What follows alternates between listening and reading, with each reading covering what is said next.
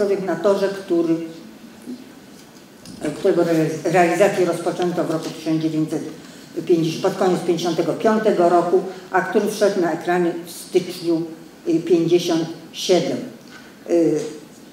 Sam Munch powiedział przy okazji premiery, że ten film wszedł w momencie, kiedy jego problem przestał być aktualny.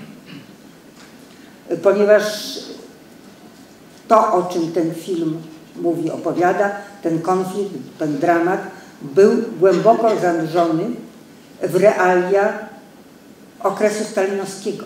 Film dzieje się w roku 1950 i obrazuje pewne zjawiska typowe dla tego właśnie okresu. Tak zwaną walkę nowego ze starym,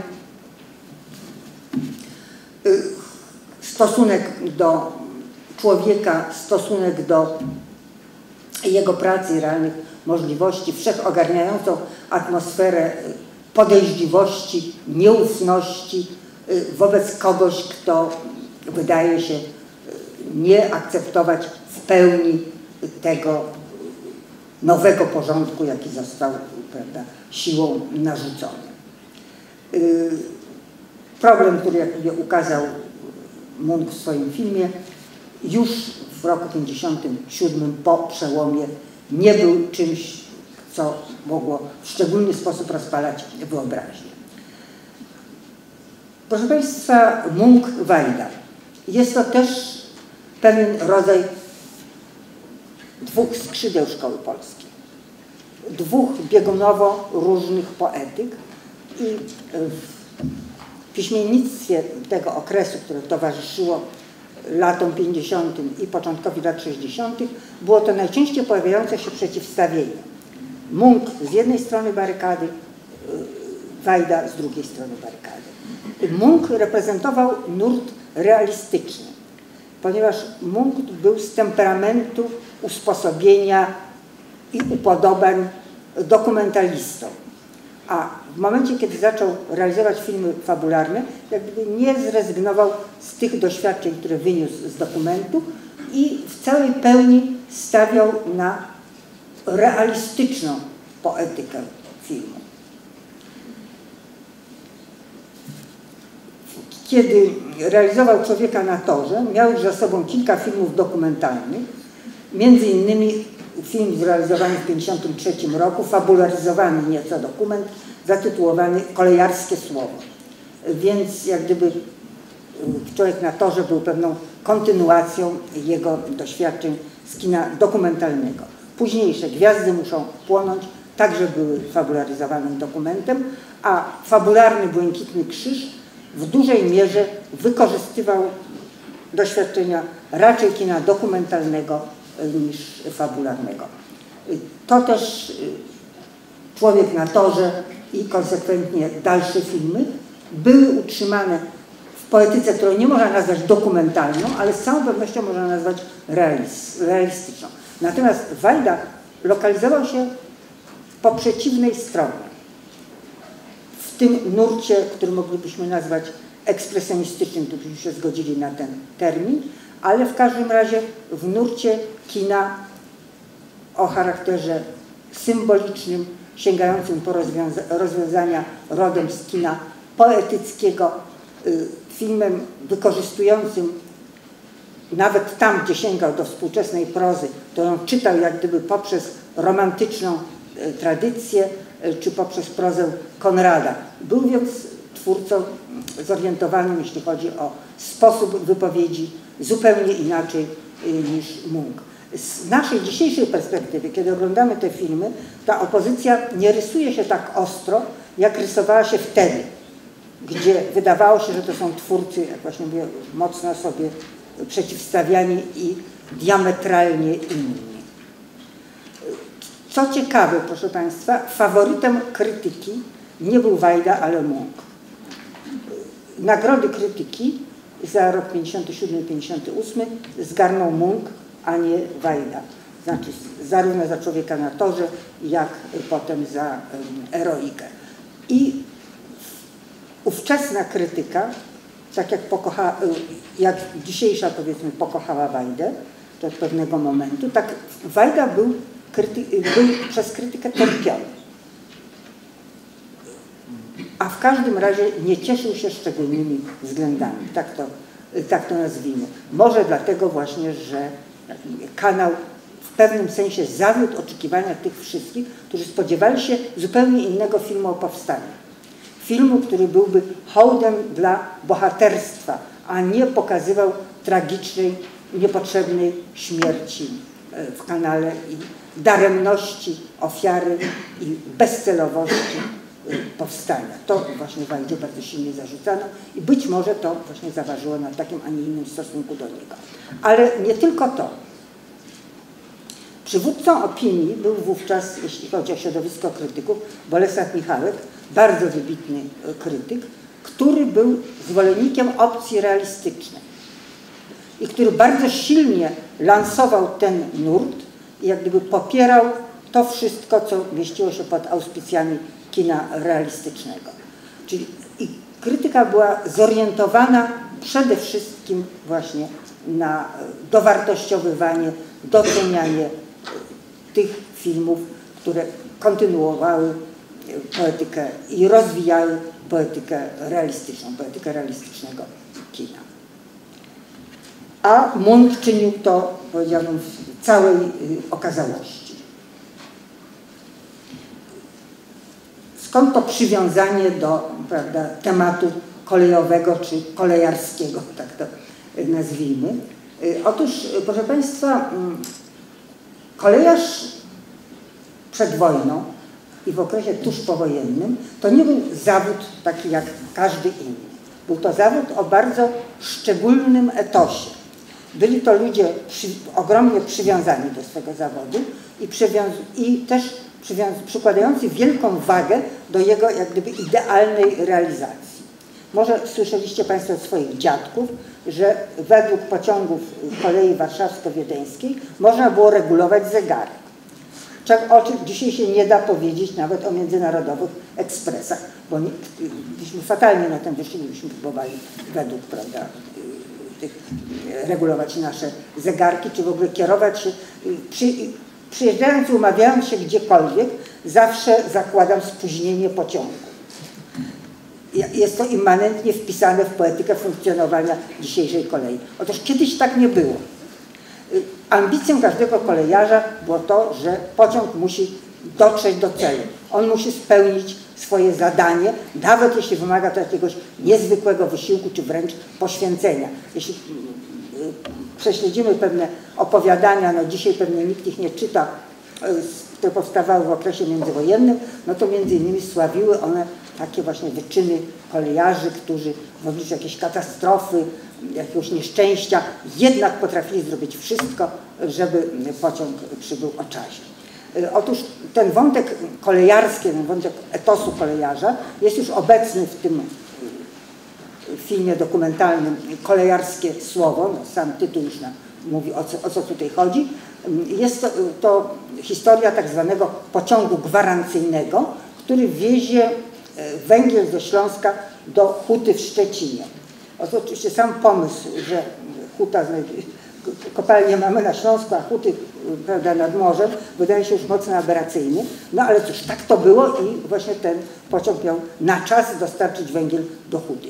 Oczywiście, gdyby nie dostarczył na czas, nie byłoby jakiejś spektakularnej katastrofy czy nieszczęścia. Huta nie byłaby zmuszona do wygaszania pieców. Niemniej ambicją tych kolejarzy jest pokonanie przeciwieństw, które napotykają na swojej drodze, pokonanie tego oporu materii, prawda, i niesprzyjających okoliczności i rzeczywiście rzecz kończy się happy endem. Munch wykorzystał już w tym filmie coś, co można było nazwać fotogenią kolei pociągu. To znaczy zdjęcia zarówno w Kolejarskim słowie, jak później w Człowieku na torze są bardzo efektowne. I rzeczywiście jest to wykorzystanie czegoś, co można szumnie nazwać poezją maszyn. Te filmy są świetnie fotografowane i dynamika, prawda, działania, rytm tych pojazdów funkcjonuje w tym filmie bezbłędnie. Co więcej, ten Człowiek na torze jest też bardzo ciekawie skomponowany od strony dźwiękowej. Jest to mianowicie film, w którym nie ma ani jednej frazy muzycznej w ogóle, ponieważ zastępuje je harmonia dźwięków naturalnych. Wszystkie odgłosy związane, prawda, z pracą parowozu, gwizdy, szmery, odgłosy wypuszczanej pary itd., są umiejętnie wykorzystane, powiedziałbym, nie tylko ilustracyjnie, prawda, że no, jeżeli pociąg rusza, to słyszymy taki, a nie inny zgrzyt, tylko są jeszcze skomponowane w rodzaj, prawda, takiej muzyki konkretnej. To wówczas było rozwiązanie jak na owe czasy z całą pewnością nowatorskie. Mówiłam już Państwu mniej więcej, prawda, o treści tego filmu, który zaczyna się od sceny śmierci bohatera, a w 3 kolejnych relacjach widzimy 3 jego kolejne portrety, które są nie tylko sposobem pokazania Orzechowskiego, ale może jeszcze więcej mówią o tych, którzy o nim mówią, niż o nim samym.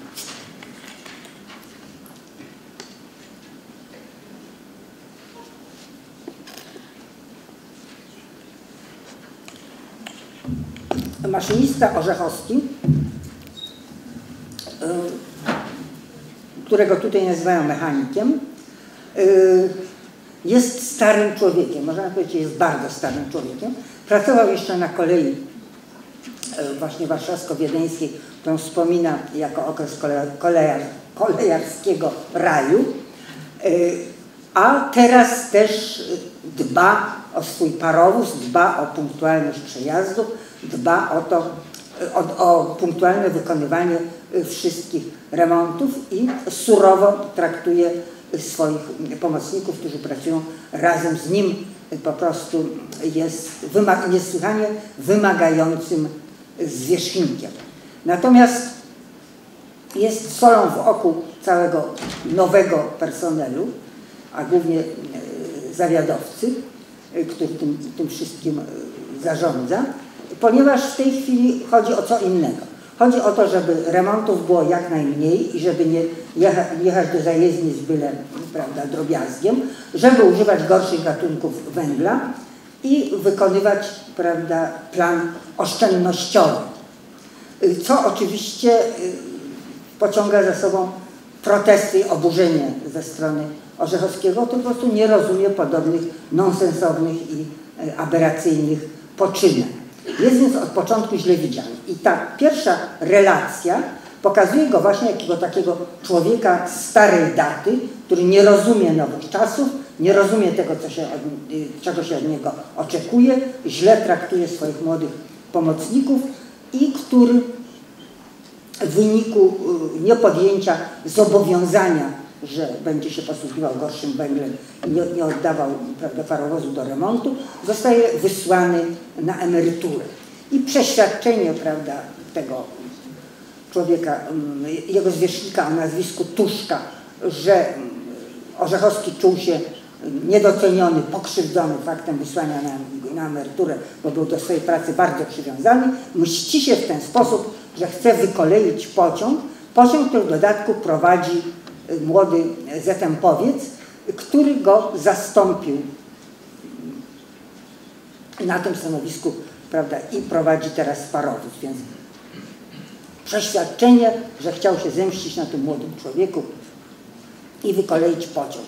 I tutaj znów dochodzi do głosu etos kolejarski, mianowicie inni obecni na tym spotkaniu mówią, że jest to niemożliwe, ponieważ żaden prawdziwy kolejarz, a tego Orzechowskiemu nie można mówić, nie mógłby w sposób świadomy wykoleić pociągu. To jest po prostu niepodobieństwo.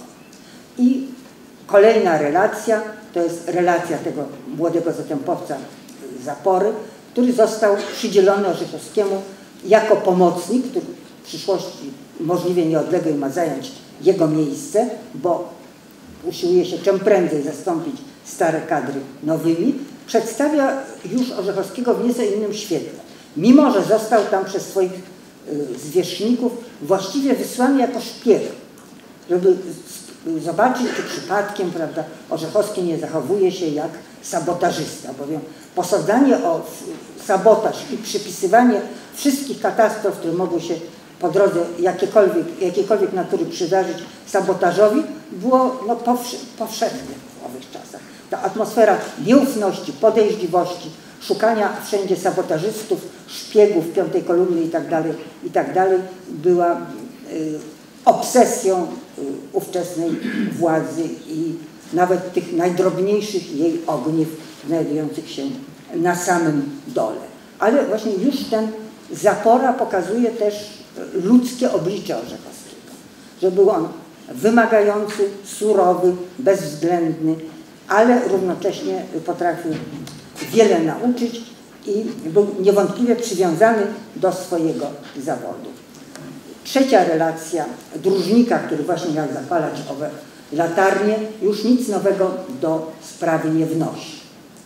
I dopiero jeden z obserwatorów, osobiście niezaangażowany, na podstawie informacji, że na torze znaleziono obok tego semaforu zapałki świadczące o tym, że ktoś próbował zapalić to drugie światło, a to się nie udało, że to było prawdopodobnie przyczyną nieszczęścia. To znaczy, że z całą pewnością Orzechowski nie popełnił tego aktu sabotażu, a nie mogąc za pomocą światła zatrzymać pociągu, zatrzymał go po prostu stając na torze i zginął, został przejechany. Jak już objaśniłam Państwu wcześniej, mówiąc o tym podobieństwie z obywatelem Kane, tylko my, widzowie, dowiadujemy się tego, co się naprawdę stało.